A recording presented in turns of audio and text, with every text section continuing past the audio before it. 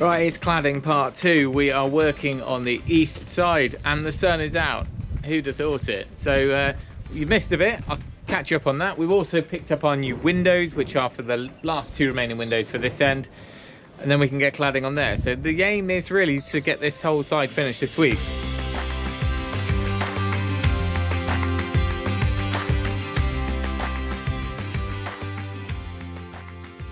So we get the morning sun around here, so we're making the most of it. You can see that we've done the reveals around all the windows. They're all boxed out, and we've done just under half of this wall already. Exactly the same as the other side. So got our nice little angled drip edge underneath there, really level stainless screws all the way through, and we're just working on this end window. Now, like the other side, we had to do some adjustment. Here we worked out pretty much that all of these could be the regular spacing, but we needed to pick up about 40mm to end up on a good sized board at the left of that window. So it does jump around here, jumps up by 2mm on all those gaps underneath, between, and I'll show you underneath. May or may not be visible on this small camera, but you see here we've got our 1 or 2mm expansion gap, and then that's what it looks like when we jump up. So when you stand back, you can't really tell. We've still got about 8mm cover there, so providing there's not that much shrinkage, we should still be okay. Now these are all air dried, so they shouldn't ever get much smaller than what they are now. If anything, they're going to swell, so I think that's okay. It's no less than you might have on a tongue and groove board.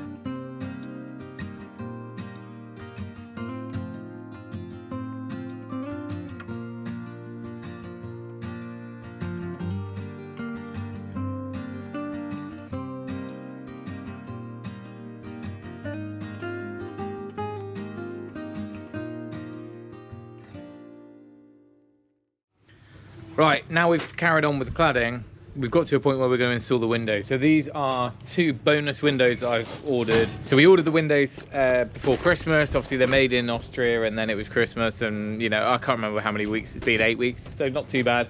We weren't in a real rush for them, but now they're here. It means we can get those in, do the reveals, and carry that cladding all the way to the end, and then we know we've done all the timber. Hopefully we've got enough cladding left. So we'll have a look in more detail. We just basically want to see how heavy they are. They're all fixed glazed units at the moment. I don't know if these ones come out. They might be beaded. These ones are UPVC with an aluminium front, which is thermally broken, triple glazed. And they're going to be going in the pool in the 2 sort of last locations. We just don't know how heavy they are. So we're going to have a look, and then we need to work out what sort of platform we need. Can't really get the forklift around there. Contemplated using the dumper somehow, because that can get up the side. But we might just see if we can go old school. Well, that's the first look of cladding from this approach. Now we've got to the end. That's good. We'll take it off and then put it back on again. I'll cut the white one off. Right, we've checked that they fit, so they are the right size. We've also checked our sill, because these ones are going to be slightly different. On the rest of the building, the windows are installed 50mm back from the outside face of our timber frame, with about 250mm deep sill on the outside, which looks okay. Down the other end, we need to do it slightly differently. So because it's a pool, we're really conscious about the air movement in there. We've got ventilation and things like that going on. You don't want any big lips on the wall system. Therefore, from my limited amount of knowledge and research, we don't want to have a really deep sill on the inside. So the rest of the building, we've got quite nice sills. In here, we don't want that, because we want air to be able to flow and not have moisture sit anywhere. So the windows are going to be installed 50mm from the inside. What that means is we have a 400mm sill on the outside. We are not quite sure what that's going to look like, but it's too late now. They've been made, so that's just going to dictate exactly where these windows go. So it looks like we're working in a chip van here. Have a large fries. that's the outside brick. We want to come in 400 and just check, but we based it on 50mm, I think. Well, if I show you with the tape where 40 would end up, so it gives us 100mm to play with. So we've got 25mm hanging over the brick, which gives us a mark, and that's the sill block, so that's the block underneath the window. Fixed to 75, yeah, and then but the sill block underneath is set back different amount. Yeah. So 75 is there. You would have seen it in the previous installations, but the bottom of our windows, if that's the frame, they have a block which is about 35mm. We just need to note this distance here because the sill will fix to that. And there's a little drip edge there, so we actually want that measurement to be 400. 20mm from the face of the window. From the face of the window to the face of the block. So, okay, in which case, if we give ourselves a 30mm overhang, yeah, which is more than down there, but so 30mm. Puts 400 there. Okay, so the actual distance is, maybe a little bit more then. well, it's 50mm from the inside of the batten. Yeah.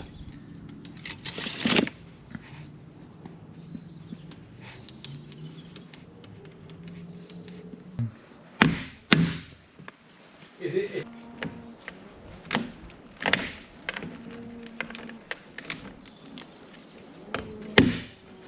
With the straps, and we've got our suckers on, we've managed to get it inside. We looked outside and it's just so uneven. The tower doesn't really work and it just wouldn't be right. Not that it's much better in here, but we think we can get it along, just get the bottom in and then we can lift it up. Tom's just fit some battens so at least it can't fall out. It can only fall in. We carry it along flat, like a bed. We can then step across with it and get the sill, carry a bit, bottom bit on there. Yeah. Looking higher now. Yeah. Basically getting to there. Huh? Yeah.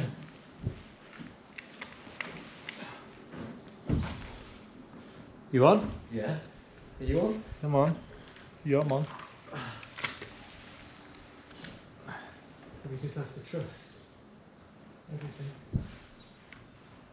Just there's no gusts of wind. We just need to go out a little bit. Are we against the block? I thought the block was clear.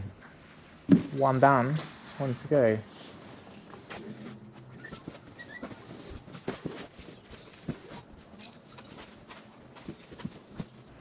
Well, it feels brighter in here, which is good because the second-hand light from this room ends up in the lounge. So that's all good.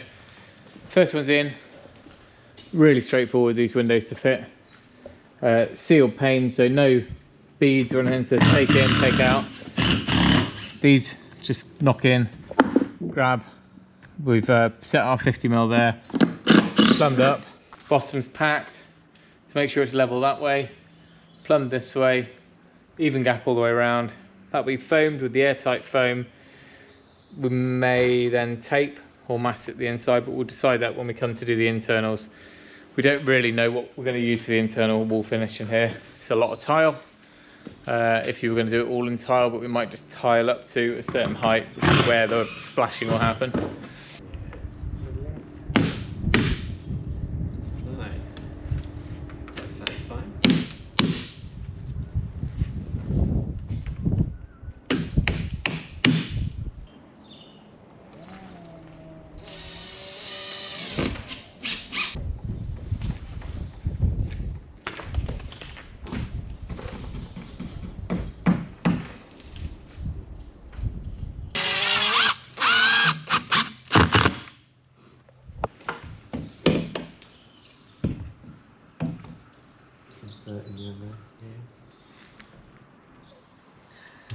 Can you blue under there? Yeah.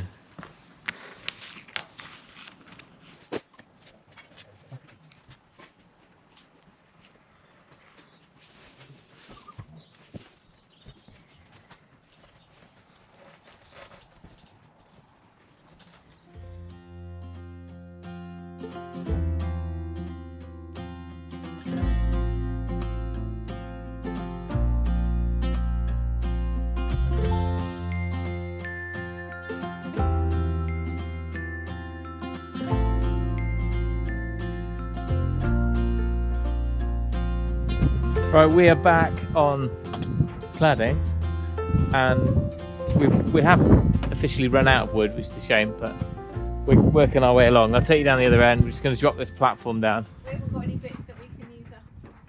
We've got offcuts that will fit above windows, but not full-length bits to get to the end. We were very close, but we've got to order more anyway. So, but I'll show you how we did up here. So, all of these were fairly standard because the reveals of the windows are the same as the other side, so we'd already got a feel for how it needed to be. But as we got closer, we've had to do a little bit more spacing out and, you know, just tweaking all the boards to make sure we end on a good point over there. But as you look down here now, it's all looking good, and you might not be able to see, but the barn on the left with its regular Yorkshire boarding's kind of the same. Same timber, but that's actual gaps. These are just shadow gaps. Almost like we planned it. Like we planned it. Yeah.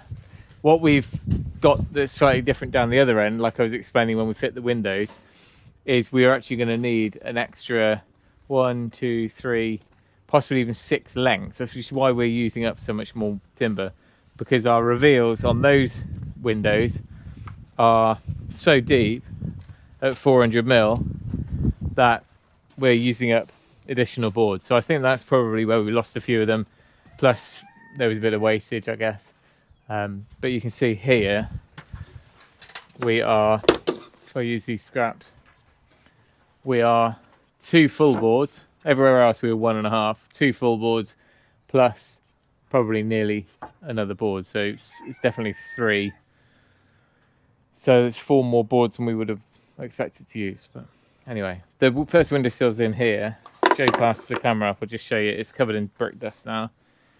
And one thing we've noticed is this is just the worst finish for scratching. You can have absolutely nothing on your hand, but these, if I was to just sweep off this dust now, you'd have all these micro scratches and end up with like a haze.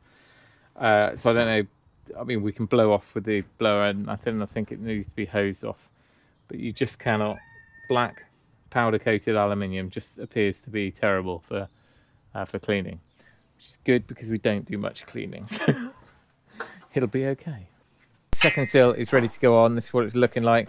Once it's all washed off and the rain's hit it, it'll be fine. But it's one of those things I hadn't really appreciated how delicate powder coated black is. But in contrast to the plastisol sort of finish you get on the steel roof, which is fine. We're walking over it and nothing of it shows. So if it is something that's going to be heavy trafficked or touched or moved, then I would probably avoid that.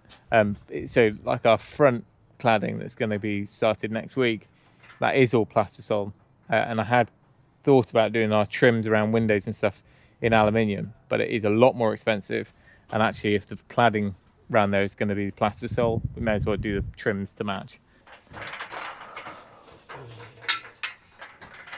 You were don't touch, don't swipe. Grubby 180 grit. My piggy fingers. I think my hands are probably about 400 grit, wet and dry now. Fine finish.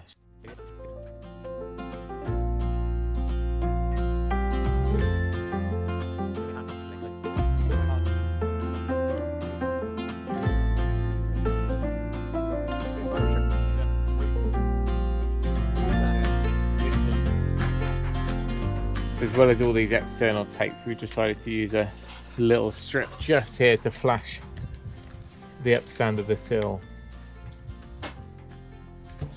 to the frame. It's probably a bit overkill because there's no chance water will ever wick up, but you know, you never know. If you're hosing down the wall or something, you might or if there was a lot of splashback off that. I think it's a bug.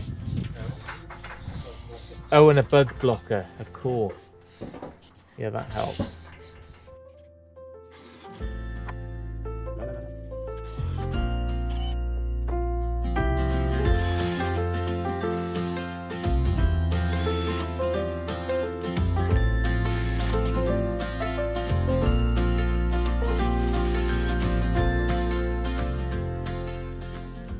Right, bit by bit, we're working along. We've reached the first big window. So the reels took ages. This is what we're looking like. So almost 3 full boards for those reveals, which I think actually is going to look quite cool. Everything else is squared off to the front, so our top cladding boards that Tom's cutting now will sit against that. What I'm doing is actually screwing. We tried to make it so this is 1/2 mil or so. Proud of this, which means you know that we're going to get a nice tight joint behind here, so when you look up it'll be good. And that's looking down the building. Anyway, we get to work out just how many we come up short. We should be able to do all of this from offcuts. There's lots of short pieces where a length of board got us 1 full height one and left off, 800 mil or so. So we should be covered there. Then I think we've probably only got about 5 remaining boards to do full height.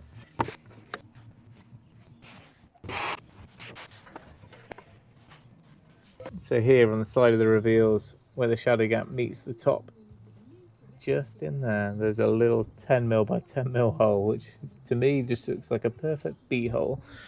So we're gonna have to do something about that. We'll fill that, maybe even just black compact foam, or even a little bit of black mastic or something in the shadows, just to make sure that we have no critters moving in, because obviously there's a huge void behind here. You can imagine if ever any wasps or bees got in there, we'd end up with a hive.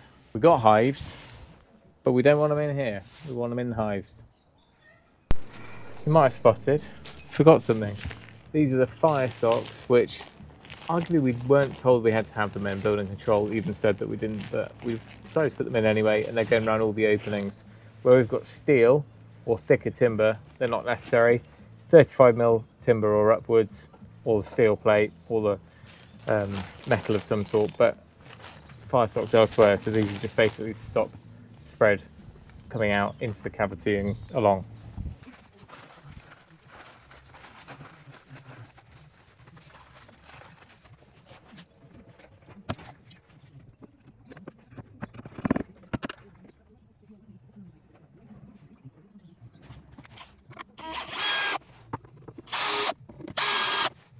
Tell you what, one thing I have noticed is the future proofing of this profile, rather than a tongue and groove or even a shiplap.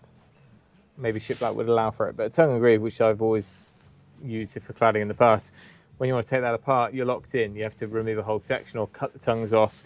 This, like you just saw there, I can actually just remove one panel, and I had to do the same here to put it in the top. That kind of means that if we ever need to run a cable or additional cables along here, it's not infeasible to just pop off one every probably 3 meters and then just fish it along and put it straight back on again. You'd never know. So another plus point. Oh well, looks like sun's over, t-shirt weather's done, spring finish. Rain again now. Definitely the most awkward bit to clad so far. That said, steel next week. Scissor lift's broken, so we're going to be up and down this thing quite a bit.